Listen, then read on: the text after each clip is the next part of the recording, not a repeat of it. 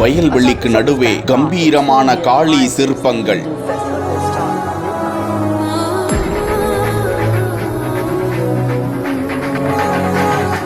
கொற்றவை சிலை கூறும் பல அரிய தகவல்கள். எத்தனை அருமையாய் அந்த சிலையை வடிவமைத்திருக்கிறார்கள்.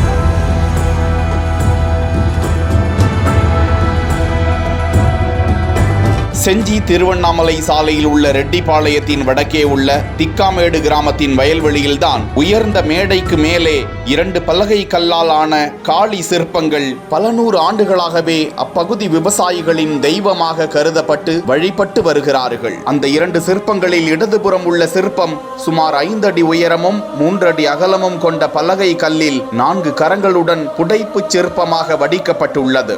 அந்த சிற்பம் கொற்றவை சிற்பம் என்கிறார்கள். போர் வீரர்கள் அணியும் கவசம், நீள்வட்டமான முகத்திற்கு மேலே அலங்கரிக்கப்பட்ட மகுடம், தடித்த உதடுகள், 2 செவிகளில் பத்திர குண்டலம், கழுத்தில் மணிமாலை, மேலும் ஆரம், அனைத்து கரங்களிலும் தோள்வளை மற்றும் கைவளையுடன் மார்பில் பட்டையான கச்சை அணிந்திருக்கிறார். 4 கரங்களில் மேல் வலது கரத்தில் சக்கரத்தையும் கீழ் வலது கரத்தில் அருள்பாலிக்கும் அபய முத்திரையிலும் மேல் இடது கரத்தில் சங்கும் கீழ் இடதுகரம் இடையின் மீது ஊறு முத்திரையில் காணப்படுகிறது. கொற்றவையின் இடையாடை பெரிய முடிச்சுகளுடன் தொடையை தாண்டி நீள்கிறது. கால் அருகே 2 பக்கமும் வீரர்கள் வடிக்கப்பட்டு எருமை தலையின் மீது நிமிர்ந்து கம்பீரமாக நின்றவாறு கொற்றவை காட்சி தருகிறார். இந்த சிற்பத்தை ஆய்வு செய்தவர்கள் இதன் காலம் கிபி 8ஆம் நூற்றாண்டாக இருக்கலாம் என தகவலை வெளியிட்டிருக்கிறார்கள். அந்த காலத்தில்தான் கொற்றவைகள் பெரும்பாலும் அஷ்டபுஜங்களுடன் வடிக்கப்பட்டுள்ள நிலையில்